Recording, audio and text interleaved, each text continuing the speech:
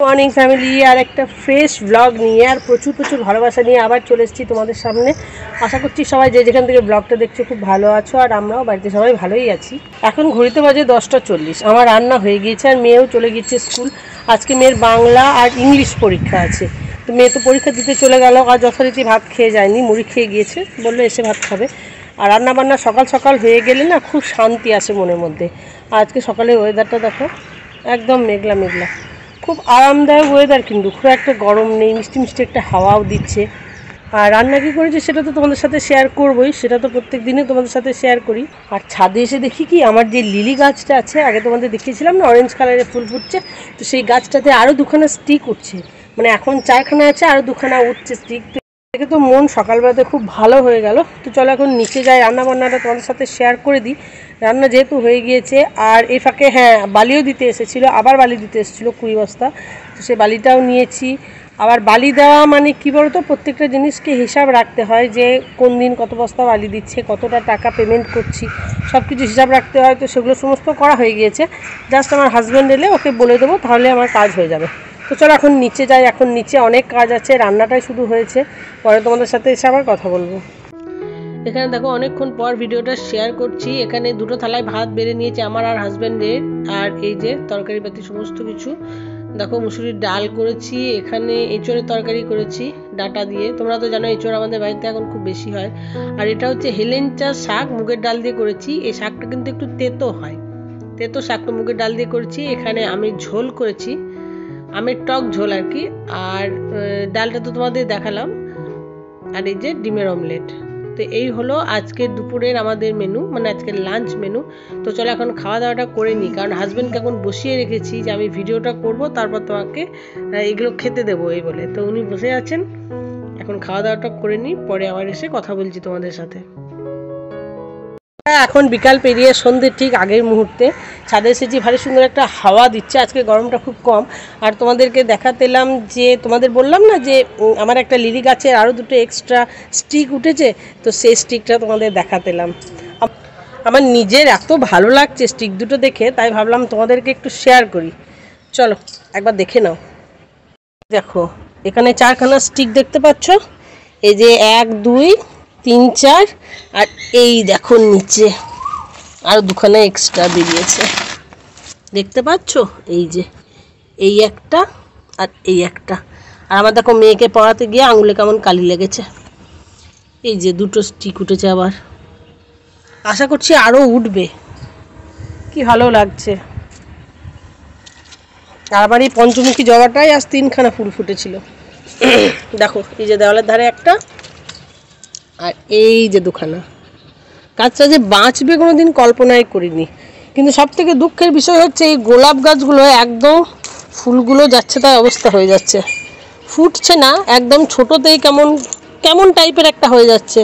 দেখো এরকম হয়ে যাচ্ছে, একটু পোকা পোকা ধরনের। এই যে, আর আমি না যখন পড়াই বা আমি যখন পড়াশোনা করতাম, তখনও আমার হাতে এভাবে কালি লাগতো।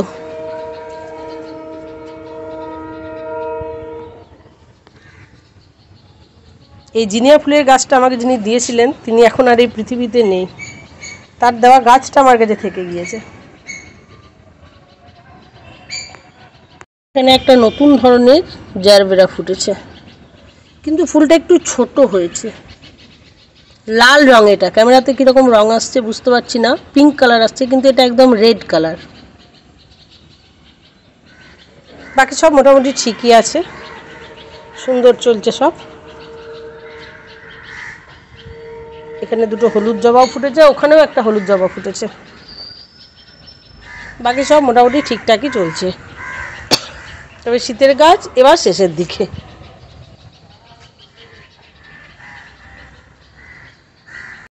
আর একখানা হলুদ জবা, ওখানে একটা দেখালাম, এখানেও একটা।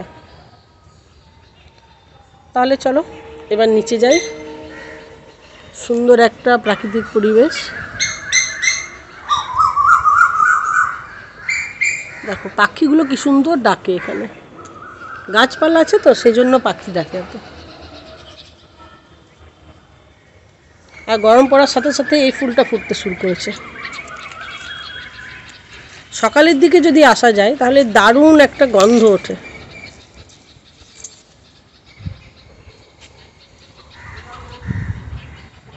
ধরে আমার লেবু গাছের লেবুগুলো তোমাদের সাথে শেয়ার করি না, তো এখানে দেখছি লেবুর নতুন ফুল এসেছে। এই যেটা কুঁড়ি আর নিচে বোধহয় ফুলটা ফুটে গেছে, আর লেবুগুলো ঠিক এই পজিশনে আছে। এই দেখো, দেখা যাচ্ছে 4খানা লেবু। এই যে ধীরে ধীরে এনারা বড় হচ্ছেন। এখানে দেখো বন্ধুরা, নিচে চলে এসেছে অনেকক্ষণ আগেই, আর এখন বেশ অনেকটাই রাত, বুঝতেই পারছো বাইরেটা অন্ধকার। আর এখানে রুটি করব, ভাত আছে কিছুটা, আর কিছুটা রুটি করব। হাজব্যান্ডকে রুটি দেবো, যেহেতু শরীরটা একটু ঠিক নেই, আর শরীর তো আমারও ঠিক নেই, তো সেই জন্য রুটিটা করতে এলাম। আর ওদিকে আমার শাশুড়ি মায়ের 8:30 বাজতে চললো, তো উনি তো 8:30টার সময় খান, তোমরা জানো। তো আমি চেষ্টা করছি চটপট একটু রুটিটা করে নেওয়ার, কারণ রুটিটা করে নিয়ে মাকে খেতে দেবো। আর আমার মাথাতে দেখো কতগুলো ক্লিপ লাগানো, ক্লিপগুলো এখানে ওখানে পড়ে থাকে, তো আমি সেই ক্লিপগুলো খুঁজে পেয়ে মাথার মধ্যে লাগিয়ে রেখেছিলাম। তো আমি যখন ভিডিও করতে শুরু করি তার আগে আমার মনেই ছিল না যে ক্লিপগুলো মাথায় লাগানো আছে। তো যাই হোক, সেইভাবেই ভিডিওটা করেছি, আর সেভাবেই তোমাদের সামনেও ভিডিওটা দিলাম। এই ক্লিপিংটা বাদ দিইনি, কারণ ঠিক আছে, কোনো অসুবিধা নেই, এমন খুব একটা কিছু খারাপ লাগছে না, জাস্ট একটু অড লাগছে মাথার মধ্যে অনেকগুলো ক্লিপ। তো দেখো আটা মাখা আমার হয়ে গিয়েছে, আর এখন চটপট রুটিটা করে নেবো। আর ওদিকে আমার শাশুড়ি মায়ের ফোনে আমার বড় মামা শ্বশুরমশাই ফোন করেছেন, মানে আমার শাশুড়ি মায়ের বড় ভাই ফোন করেছে। তো দুজনে কথা বলতে বেশ ভালো লাগছে শুনে। অনেকটা হয় না যে ভাই বোনের মধ্যে অনেক রকম মনের কথা হয়, যেটা আমরা সব সময় সব জায়গায় শেয়ার করতে পারি না, তো সেরকমই হচ্ছে। ভাইয়ের খবর দিদি নিচ্ছে, দিদির খবর ভাই নিচ্ছে, বা ভাইকে সাবধানে থাকিস, এই খাওয়া দাওয়া করিস, ওই খাওয়া দাওয়া করিস, এ সমস্ত কিছু বলা বলি হচ্ছে। আমি রুটিটা করতে করতে ওই জিনিসগুলো শুনছি, আর বেশ ভালো লাগছে, এনজয় করছি জিনিসটাকে। আর আমার বড় মামা শ্বশুর, আমার যেহেতু তোমরা জানো যে আমার শাশুড়ি মায়ের মা মারা গিয়েছিলেন, আমি ভিডিও করেছিলাম গত বছর ঠিক এই সময়, তো সেই একটা বছর ধরে উনি পালছেন, মানে মায়ের মারা যাওয়ার পর কিছু নিয়ম থাকে সেগুলো পালছেন। আর দেখো এখন শাশুড়ি মায়ের খাবার রেডি করছি, এখানে ছাতু মেখেছি, আর এই যে ডিমের অমলেট করতে দিয়েছি, মা ভাত খাবে। তো এখানে ছাতুটাতে না পেঁয়াজ আর লঙ্কা গ্রেট করে দিয়েছি গ্রেটারে করে, যেহেতু আমার শাশুড়ি মায়ের দাঁত নেই। আর ডিমের অমলেটটাতেও তাই, পেঁয়াজ গ্রেট করে দিয়েছি আর লঙ্কাটা একটু কুচো করে দিয়েছি। তখন ডিমের অমলেটটা হয়ে গেলে এদিকে মাকে খেতে দিয়ে দেব। আর মায়ের তো একটা নির্দিষ্ট সময়ে খাওয়ার, মা পৃথিবীর যেখানেই থাকুক 8:30টার সময়ই খায়, এটা মায়ের সিস্টেম। দিনের বেলা 12:30টায়, আর রাত্রের দিকে 8:30, এইটুকু টাইমে মানে মা খাওয়া দাওয়া করে। আর আমি পৃথিবীর যে প্রান্ততেই থাকি এই সময় বাড়ি ঢুকে যাই। আর এদিকে দেখো মা ফোন করছে, এখনও দেখছো। তো বন্ধুরা, দিন তো শেষের পথে, আর আমার মেয়ের পরীক্ষা আজকে ভালোই হয়েছে। এসে তো বললো ভালো হয়েছে, তো আমারও ধীরে ধীরে চিন্তামুক্তি হচ্ছে, মেয়ের পরীক্ষাও শেষের পথে। আর এখানে তোমাদের সাথে কথা বলছি ফ্যানটাকে অফ করে দিয়ে, কারণ ফ্যানটা যদি চলে তাহলে তো ঠিকঠাক কথা বলতে পারি না, মানে কথাতে ফ্যানের আওয়াজ আসে খুব বেশি। আর দেখতে দেখতে সময় তো পেরিয়েই যাচ্ছে, মানে সময় তো পুরো নদীর জলের মতো চলে যাচ্ছে। আমার মেয়েটার এইটুকু ছিল, সেদিন হলো, আর আজকে দেখো 7-এ ফার্স্ট টার্ম পরীক্ষা দিয়ে দিল। দেখতে দেখতে মেয়েটাও আমার অনেক বড় হয়ে গেল, আরও কিছুদিন পর বহির্বিশ্বের জগতে মিশে যাবে, বাইরের জগতে। তখন পড়াশোনার জন্য বা নিজের কেরিয়ার তৈরি করার জন্য তাকে তো যেতেই হবে। কিন্তু এখন যে সময়গুলো আমরা পার করছি সেগুলোকে এনজয় করছি, কারণ এই মুহূর্তগুলো তো আর ফিরে পাবো না, মুহূর্তগুলো কিন্তু এইভাবে থেকেই যাবে আমাদের মনের মধ্যে। আর এখন তো ইউটিউবে সৌজন্যে ক্যামেরাবন্দি হয়েও থেকে যাবে। আর সব জীবনে ভালো খারাপ সব কিছুই আছে, সব কিছুকেই উপভোগ করতে হয়, তো সেটুকুই উপভোগ করার চেষ্টা করছি। ভালোর দিকটাও নিচ্ছি, খারাপের দিকটাও নিচ্ছি, সবই তো নিতে হবে। স্মুথ জীবন তো কারোর চলে না বলো, মানে এক নাগারে স্মুথ জীবন কারোর চলবে না, জীবনে ওঠা নামা সব কিছুই আছে, সব কিছু মিলেমিশিয়ে জীবন কাটাতে হবে। আর মেয়েকেও সেটুকুই শেখাচ্ছি যে জীবনে যে কোনো পরিস্থিতি আসবে, সেই পরিস্থিতিটা মোকাবিলা করতে হবে তোমাকে, সেই পরিস্থিতি থেকে বেরিয়ে আসতে হবে। ভালো পরিস্থিতিকে সবসময় এনজয় করো, খারাপ পরিস্থিতিটাও এনজয় করো। খারাপ পরিস্থিতিটা এমন শিক্ষা নাও যে এই খারাপ পরিস্থিতি তোমার জীবনে যেন সেকেন্ড টাইম না আসে। রাত্রের দিকে যে যা খাওয়া দাওয়া করবে সবটুকু ব্যবস্থা করে দিয়েছি। আর আমার মেয়ে পরীক্ষা কোশ্চেন নিয়ে দাদুর সাথে আলোচনা করছে বসে কিছু।